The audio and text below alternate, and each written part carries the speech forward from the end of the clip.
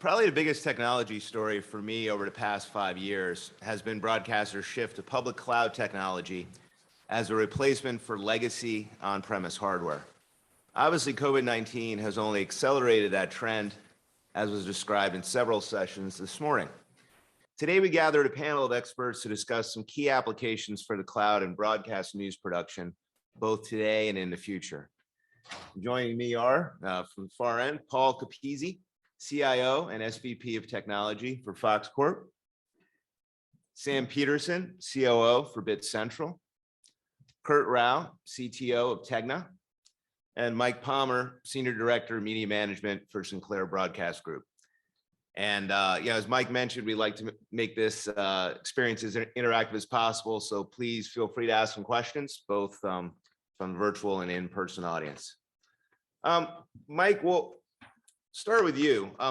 How can the cloud be used as a business continuity tool for news production, either in the case of a natural disaster or the sort of ransomware attack that has recently plagued some major station groups, including Sinclair? So let's go back a year and talk about how many plans we worked with. Okay, Plan A was what we were doing before COVID. Right. Plan B was work from home. Okay. And then imagine what happens when all of a sudden you're in a large station group and stations literally start going dark. And news directors start calling each other and saying, where are you? What happened? Are you still up? Does your editing system still work? And one by one, most of the stations go dark. That is Plan C. That's Plan C at that point. Okay.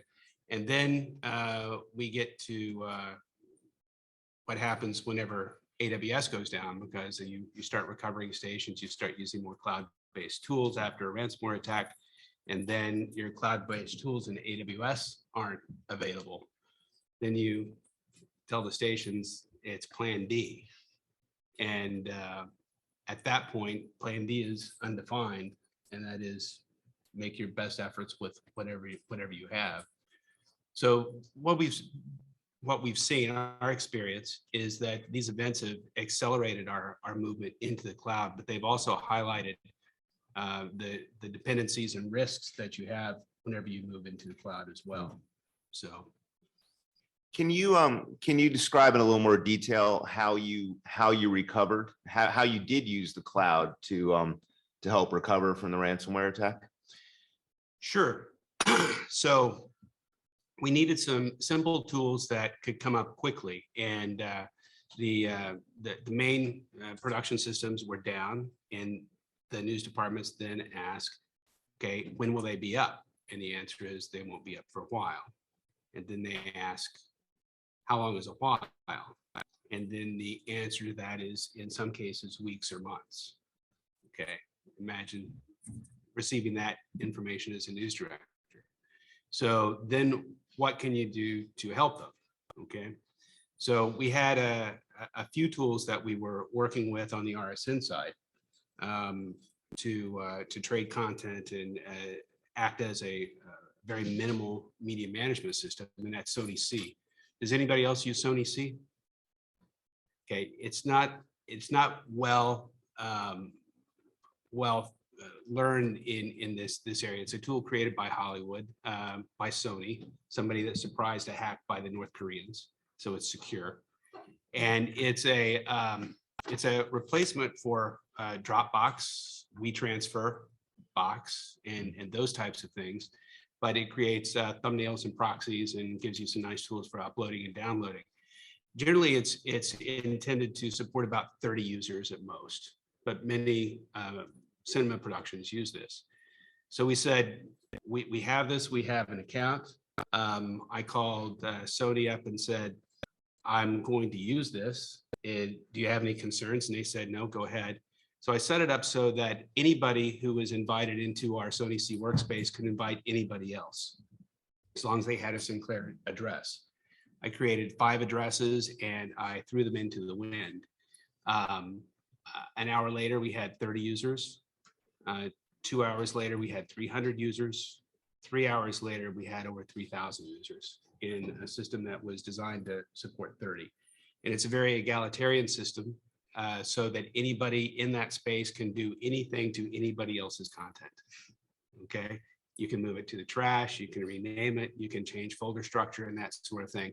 And for media managers, that's just a complete nightmare, right? But we warned everybody, be careful, you're running with scissors here. And we only had one problem, and then somebody moved 15,000 files to the trash.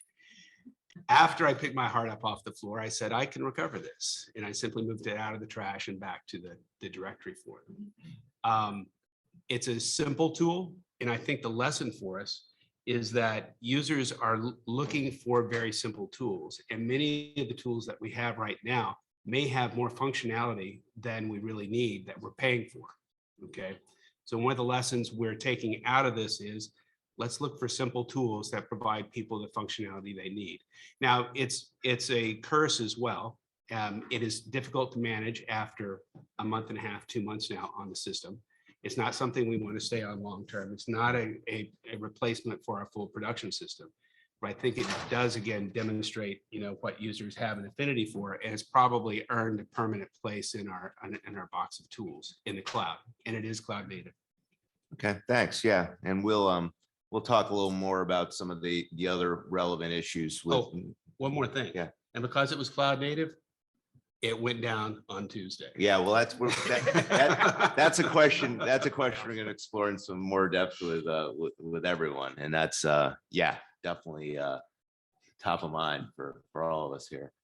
So Paul, how do you view the cloud as a disaster recovery solution for Fox's news operations? So, thanks, Glenn. I think business continuity has changed significantly in the broadcast space when it comes to ransomware.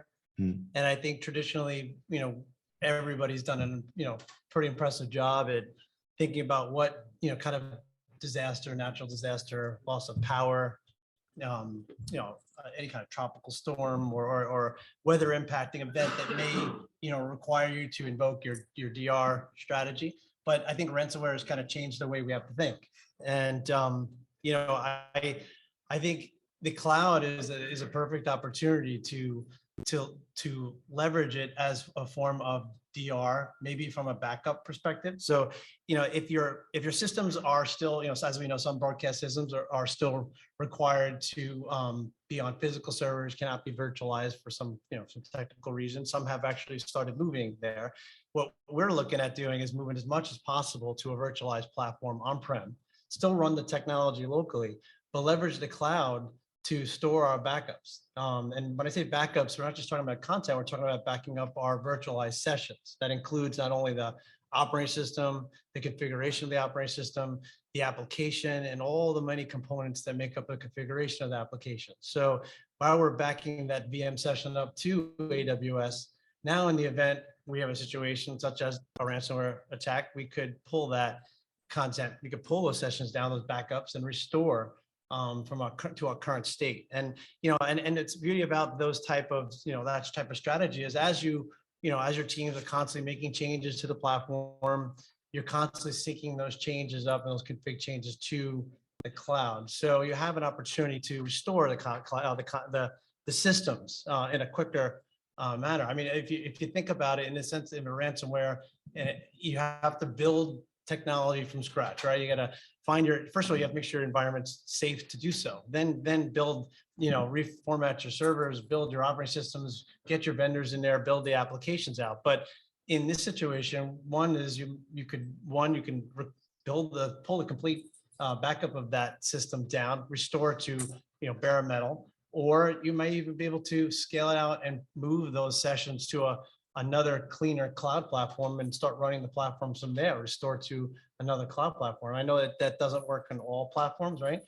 And then the other component to this is the content, right? So you have all your systems backed up and you're going through your restore, now you need to worry about your content. Is your content bricked? And now you have to figure out how do I get a fresh copy of that content that was already, has the metadata provided for your systems. It's transcoded, in the format you need it. So, the cloud, is an opportunity to store that content in a way that you could pull it down to your stations to restore. So I think, the opportunity to leverage the cloud is significant.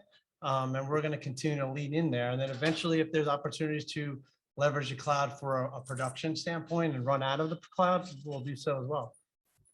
Thanks. Kurt, how do you view the cloud as, I know Tegna's done a lot with the cloud and play out and OTT initiatives. How do you view it as a business continuity tool maybe for your news operations? Yeah, I think I'll echo what Paul, a lot of what Paul has said. I mean, look, it is a great platform, right? And it I think gives you the ability to quickly scale up. I do worry about relying on any single vendor in this era, right? So it becomes a single throat choke point, right? And so whether it's a cloud or it's internal, right, we got to figure out a way where you could restore operations really quickly and effectively to get your business back up and running, right? So I think the cloud is one tool in that toolbox. But as I was telling someone earlier, right, as I go back old school, we used to have products. There used to be companies called like SunGuard, where you'd ship tapes on a daily basis, right? And they'd have the infrastructure ready for you to use. It feels like today we don't have that capability, right? The cloud in some ways affords that, but today you don't know. Like we just saw the Log4j issue. One of our critical suppliers has been taken down, and we're scrambling to get that service back up. Right, and they're scrambling, but at the end of the day, I think they don't even know if they have a valid backup, right? And so I think that's one of the things we're starting to think through is how long are someone sitting in your system before they turn it on, and is your backup any good? Thanks. Sam, what do you tell customers about using the cloud as business continuity? Maybe you can talk a little bit about databases versus content storage too, because I know you guys do a couple different things. Yeah, it's a hard conversation today in that many customers, particularly early on, just had an impression that just because it's the cloud, it's highly available. And just like on-prem, that's not the case.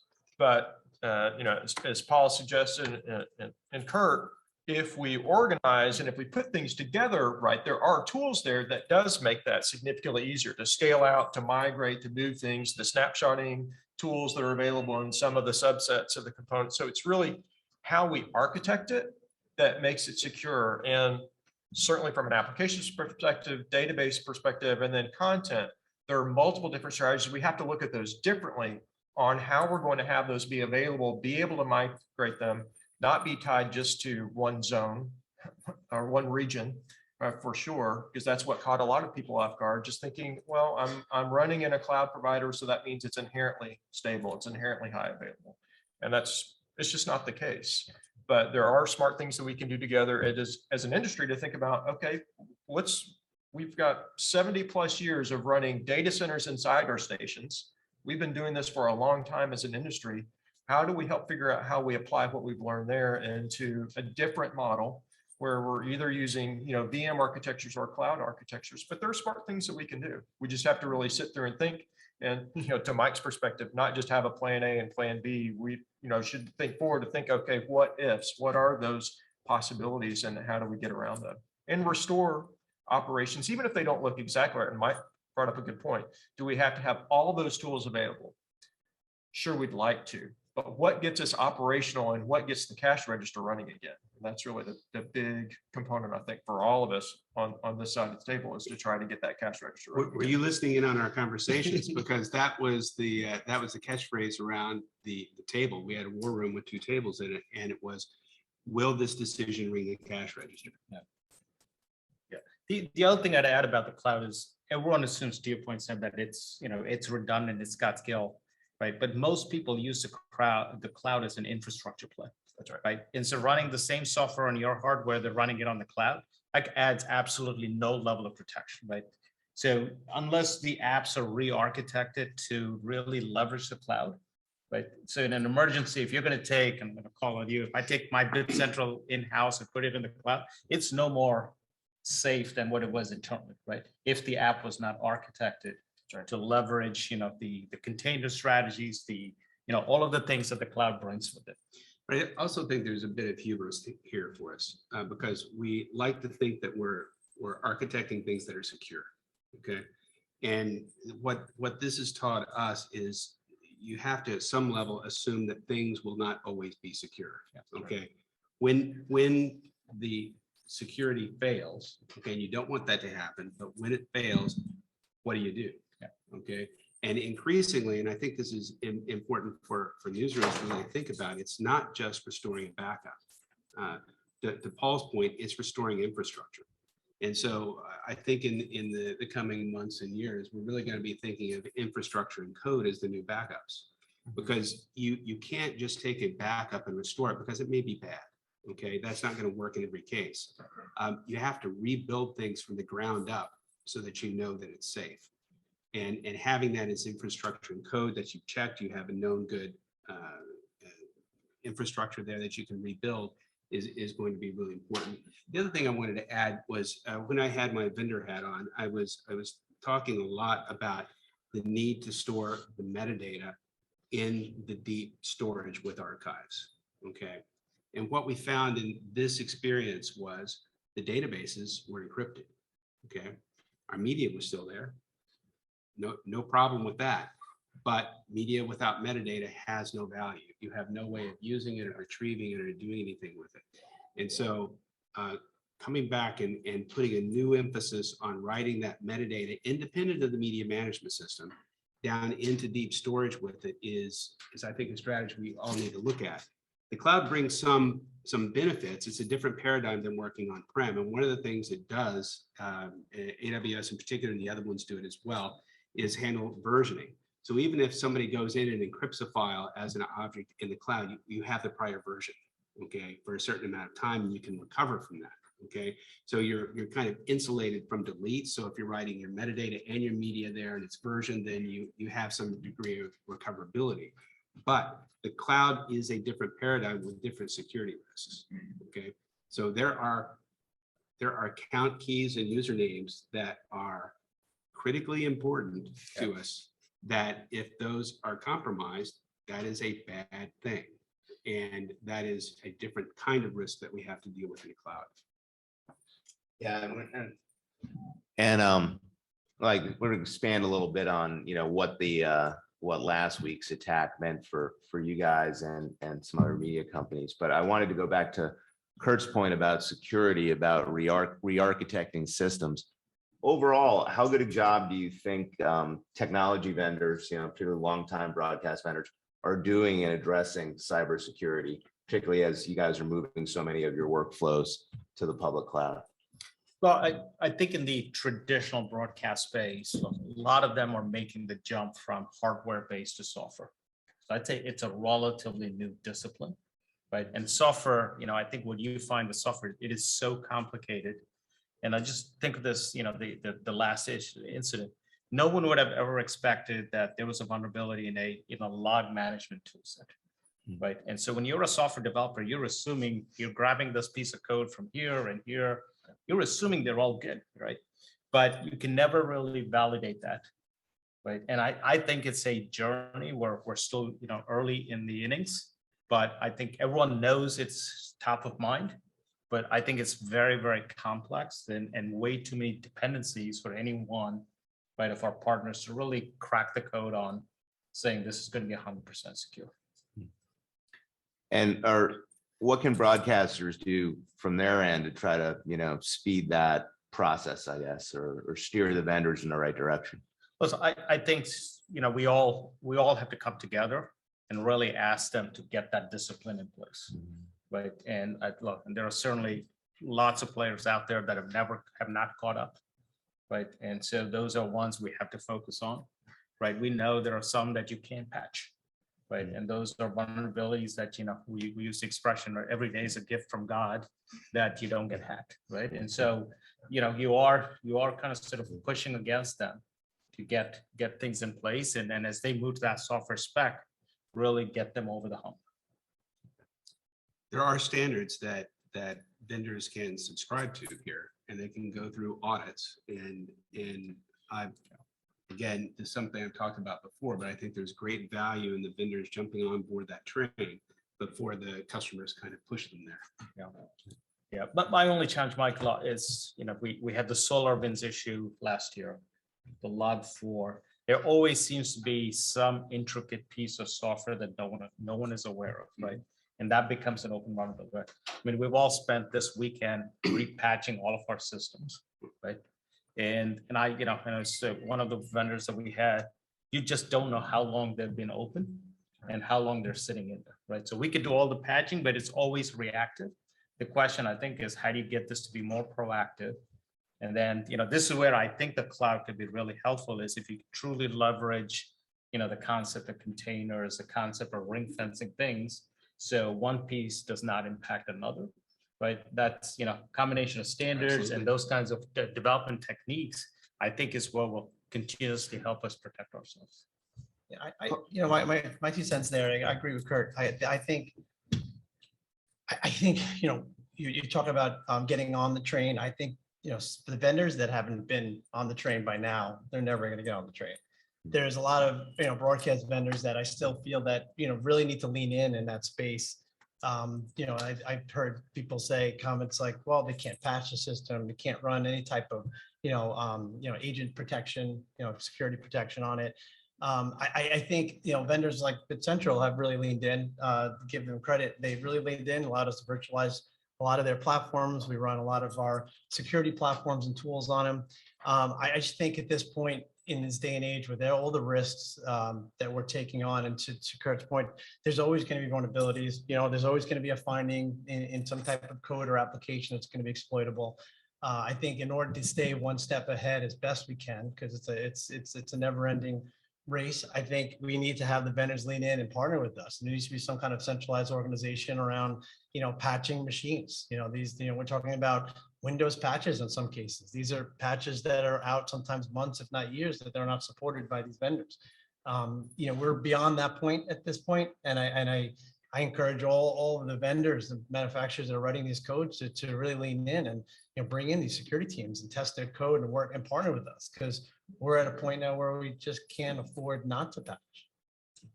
Okay, thanks. Well, we've been talking a lot about security as a threat. Then there's the event, and talking to a lot of broadcast engineers and technologists over the last couple of years, sort of the stock answer is, well, whatever we would invest in for security, Amazon or Google is investing whatever multiple of that, a multiple of what all the broadcast tech vendors might spend on security research in a year. I've heard that's thrown out. Then you have the question of availability, though, which is different but similar, still a problem for broadcasters. And there's that question of, well, if the one platform goes down or one person's zone goes down, do you need to have a multi-cloud strategy? And you hear various answers to that. Some people say, yes, that's the only way to approach it as a broadcaster. And others say, well, no, there's so many zones within AWS, you're not going to be affected. And we saw what happened this past week. So Mike, from your perspective, can you talk a little bit about, because you moved a lot more to the cloud because it was a backup plan to a problem you had, how that made what happened last week with AWS more of an issue for Sinclair's operations? Well, it's like we were running through a funnel, right? COVID did this into the cloud, and then the ransomware did this into the cloud, and then there was the lined us up directly for the most impact with the AWS event. It does highlight a concern with putting too many eggs in a single cloud vendor basket. In the past, I've talked about the need to consider at least multi-cloud strategies, and we're not seeing a lot of solutions and tools to help us with multi-cloud right now. There's some out there, but they're not widely implemented. We see vendors coming up and saying, well, can they make an alliance with this cloud, and then kind of dragging customers in that direction, which might lock them out or make it more difficult to work with another cloud. I really encourage vendors to work with as many clouds as they can and work across them. So if you're working with content and archives or media management, have a strategy for putting content in two different types of clouds.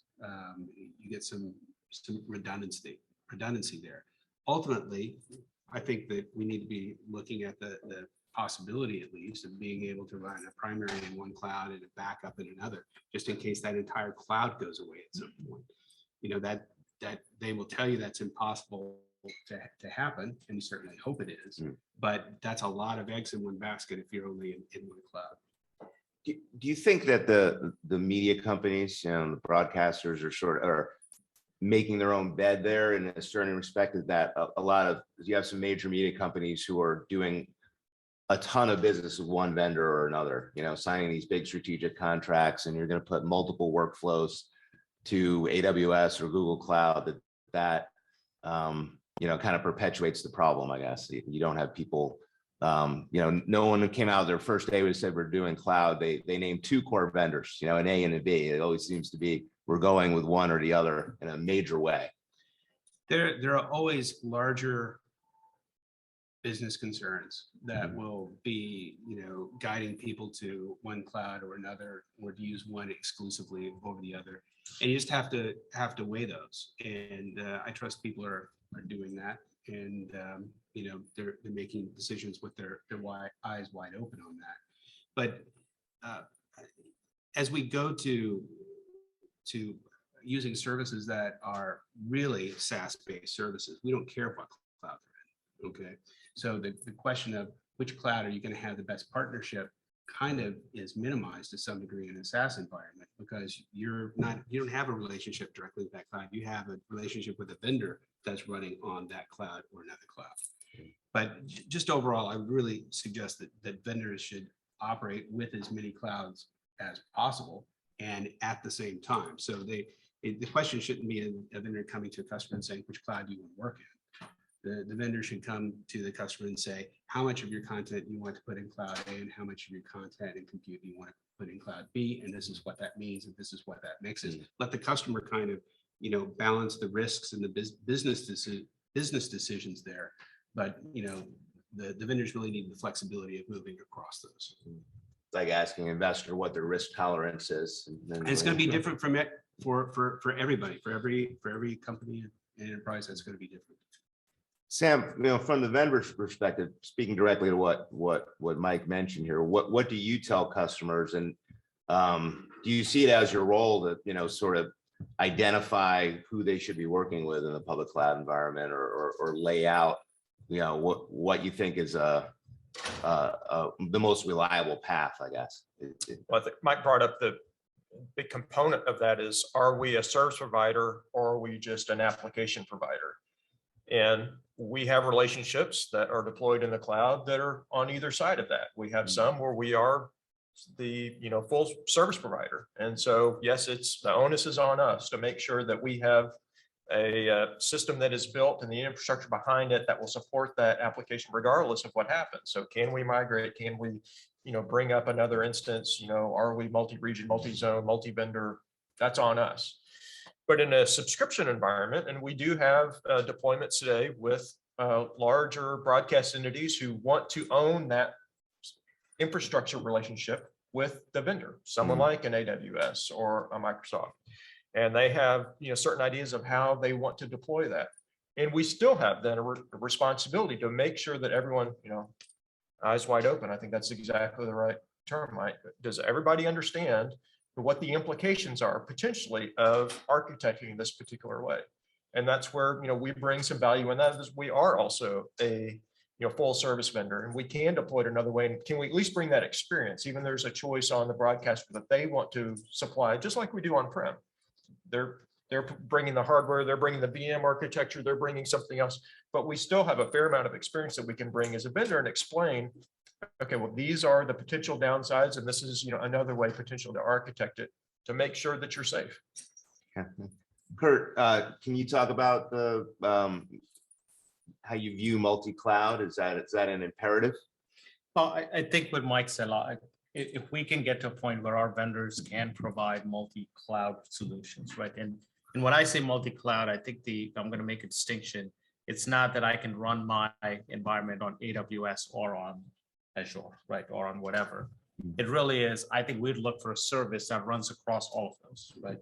It's seamless to us as a customer, and we don't care, as Mike said, we don't care where it runs, but if one goes down for operational reasons or whatever reason, it is automatically switching over and it's seamless to us, right?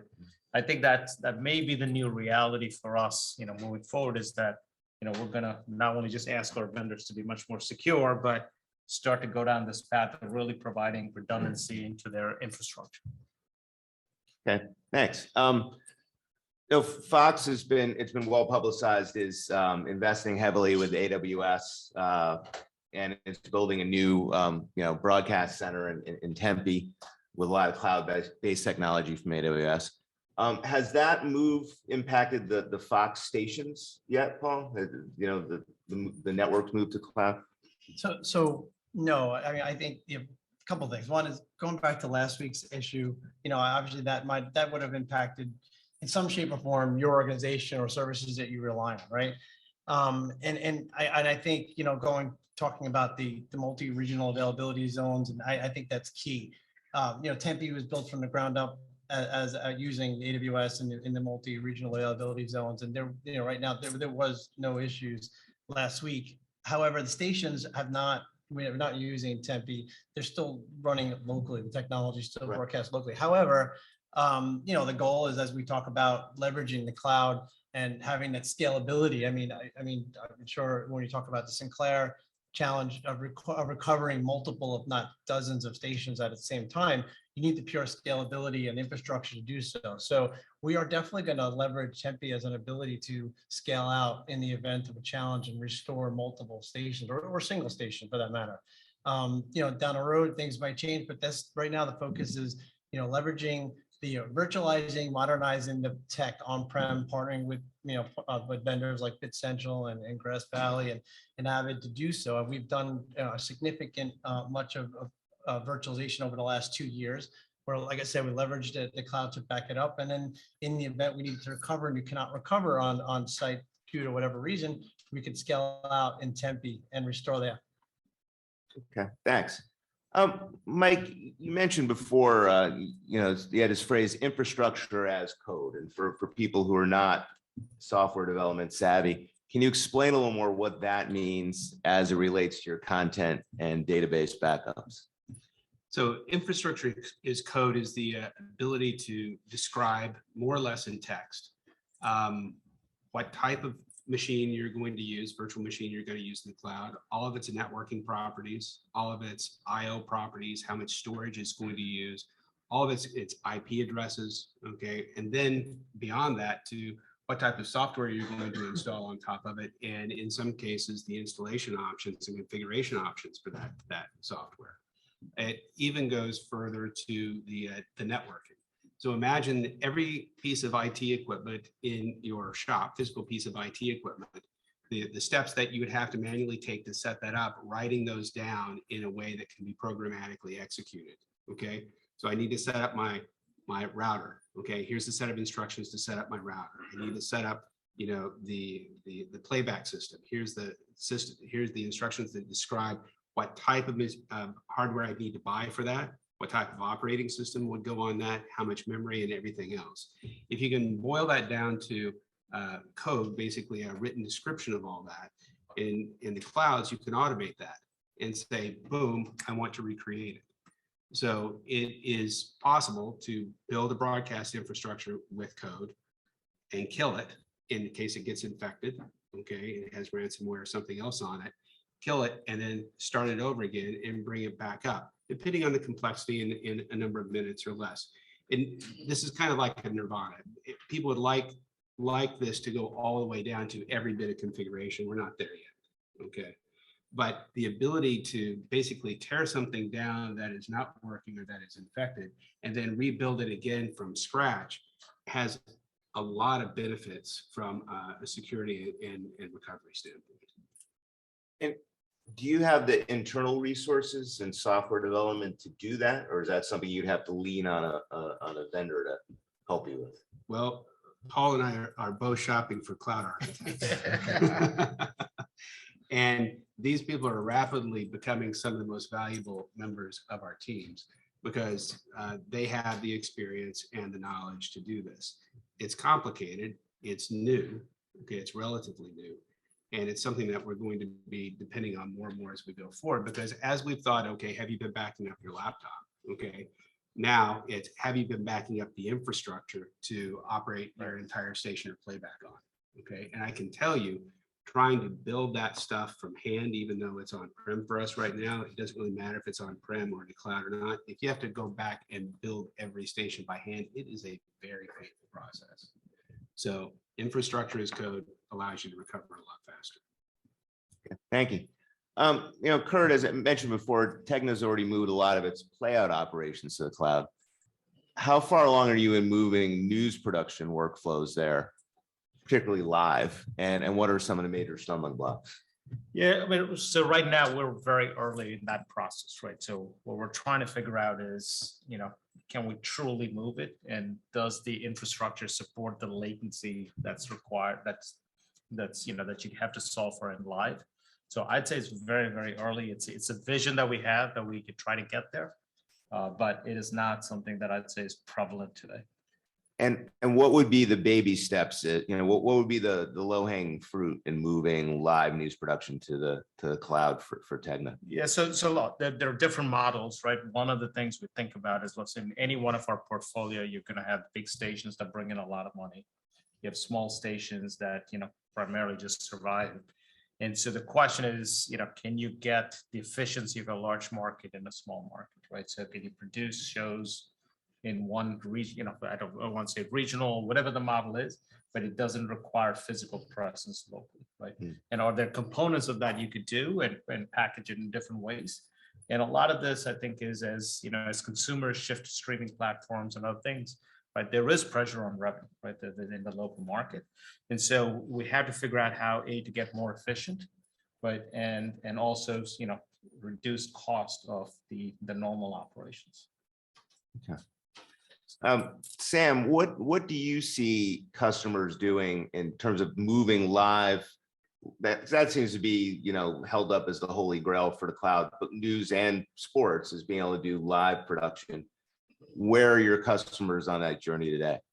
I think Kurt's right. There's still a lot of uncertainty on how we get to the expectation of experience, both for the viewer and for the operators, of how they've viewed, running a news production, particularly production control room in a news operation. There are tools that are available that are coming along pretty quickly. And I think it's just a matter of us all getting familiar with how they're different, because they are different. And that's probably not a bad thing that they're different. We've all been producing news, even in this day of automated production control rooms, still essentially the same way that we have for the last 30 or 40 years. And, I think to Kurt's point, if there are efficiencies to be gained, it's probably a little bit more how we construct that newscast and how we think about a rundown and how we think about loading a channel or putting this live piece together. But the reality is that the technology is largely there. It's just, what does that user interface look like? How do we stack a rundown? How do we collaborate with the people that are across a geography to actually produce that, and not think about all of us running into a room at 5 p.m. or 11 p.m. to produce that newscast.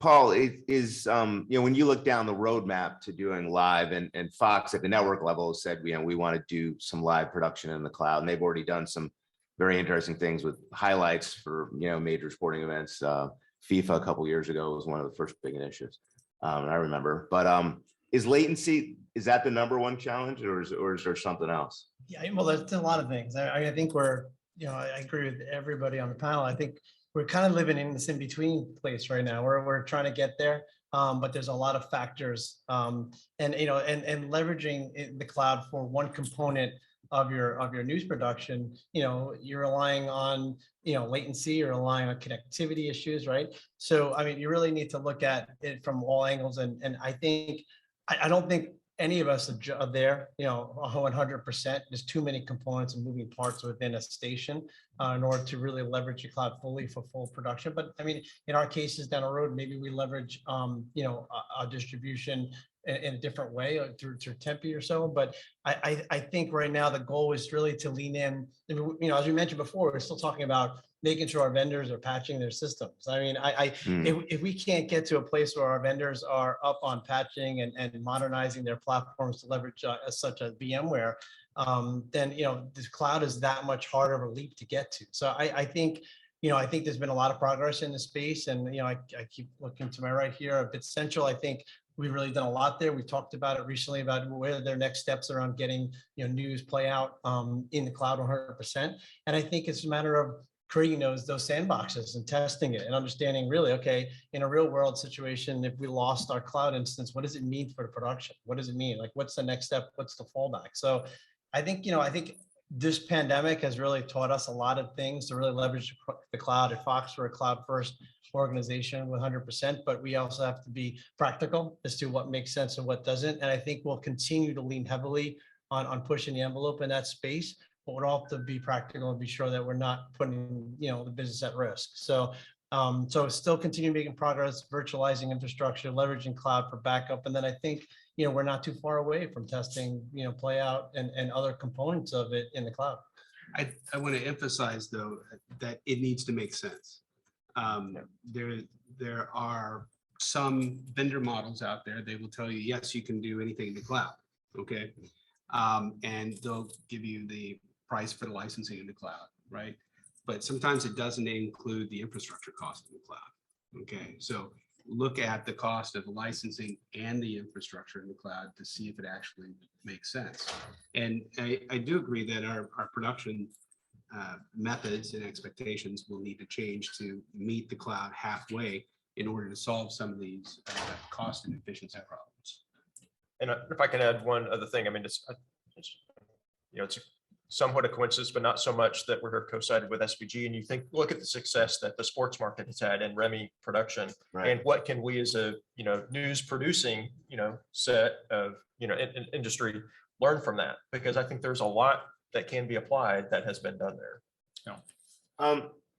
Paul, is archiving something that maybe makes sense in the cloud? Yeah, 100%. I think, storing all that content locally is a bit challenging, depending the types of media we're storing it on, keeping up with it. Without a doubt, I think storing all of your content, in a way to, just a simple fact that it's the significant challenge of just finding the content locally, right? Doing a search for some type of clip or some type of content you're looking for. So I think that the cloud gives us the opportunity to have it scalable. It allows us to share our content with other business units within Fox easily, searchable, and we don't have to be in the business of worrying about maintaining that infrastructure on-prem. And just to add the comment before about next steps in I think an opportunity with companies that have many stations to manage, having play out in the cloud, I know is risky and for many reasons as we talked about, but I think I think the first step in that is going to be play out in the cloud of DR, and then it's going to be some type of production play out in the cloud, and then there'll be a fallback on-prem. But then you have to ask yourself economically, how much does that make sense? So maybe you scale it where you have that ability to, you fail over to a private cloud in the event that your public cloud is down. So there's many opportunities there to look at, but I think we're all heading in that same direction. As you look at archiving in the cloud, if you haven't moved there already, some things to think about. Okay, if you do a literal lift and shift of your archives to the cloud, it's probably going to be very difficult, especially in a news environment. Okay, because archives typically have a low value per piece of content. You have to store a lot of it in case you need a single piece out. One of the things that you can do is reduce the bit rate. Just because you're producing at 35 megabits for your newscast does not necessarily mean that your business will justify keeping that content at 35 megabits. You may need to go to 8 megabits, okay?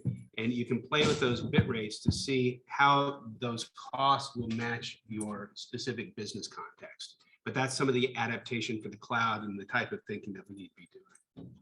Yeah, Mike, I have a saying, right? Lift and shift is your mess for less, right? I mean, that's one of the things we make that mistake because we think we can lift, and I would say whether it's play out, production, but you got to reimagine the way things are done, right? Because otherwise, you're just it's it is a waste of effort. And these are massive initiatives, right? If you go down a path like this, and we just, we moved all of our play out to the cloud. We have a private cloud and a public cloud infrastructure.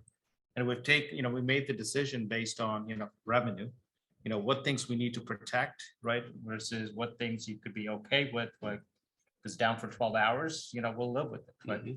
And you can create different architectures, and there is an ROI, in that model, but you have to rethink that, right? If it's a one size fits all and it's just a lift and shift, right, you're not going to get there.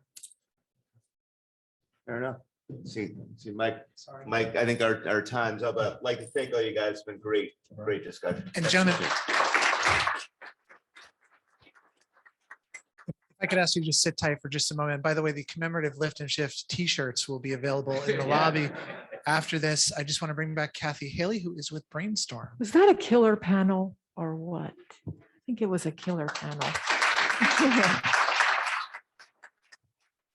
Yes, I'm here now with Ruben Ruiz, who's the EVP of Sales for Brainstorm here in the US. I don't know if you've noticed, but Brainstorm's been doing a ton of work with remote product, with AR, VR, and bringing journalists in remotely to different situations so they can report and look like they're in the studio. What's been happening this year, Ruben? Well, lots has been happening. It's all of the cloud issues and the virtual issues. I think we've heard virtual over and over this week here at the event next door. First time ever, Epic Games, right? A gaming company sponsoring sports, and news is not too far behind it. One of the big developments is we've been approached by many news organizations because they're now looking at cost efficiency, and they're looking at, well, how do we make this more engaging? But how do we save some money while we do that? Because you got to do both. So virtual production, virtual sets, all of the realities that we hear about, the virtual reality and the augmented reality and mixed and extended and so forth. It's important to educate the entire marketplace on what that is first and how it's applicable to news. So we've actually heard we need cost efficiency. Fixed sets are expensive. We got a lot of stations. We need to cycle those and rotate our updates to those sets. So we're trying to help with making that easy, because the ease of use is really important. One of the big developments post-COVID is obviously workforce shortages. Nobody wants to work anymore. They want to work from the beach, is what I hear. But so how do we make that more flexible and more cost effective, and give the flexibility to the folks running engineering to be able to deliver a punch, virtual sets that look real. They have to be photorealistic, and I think we're there. So I think that's one of the big things we're working on, making that more cost effective, and training the personnel to make that transition to actually use virtual production tools to make that a reality. And it's got to be cost effective. So working on UIs to make that possible, drag and drop for pre-production, so that someone can sit in a set anywhere in their living room, in their garage, and it'll look real. So yeah, we're working with everyone to make that a reality, and that's what we've been up to. Thanks very much, Ruben Ruiz of Brainstorm. Now we're going to clean the stage real quick, the mics. Thanks, folks. Thank you, panelists. Thanks for everything.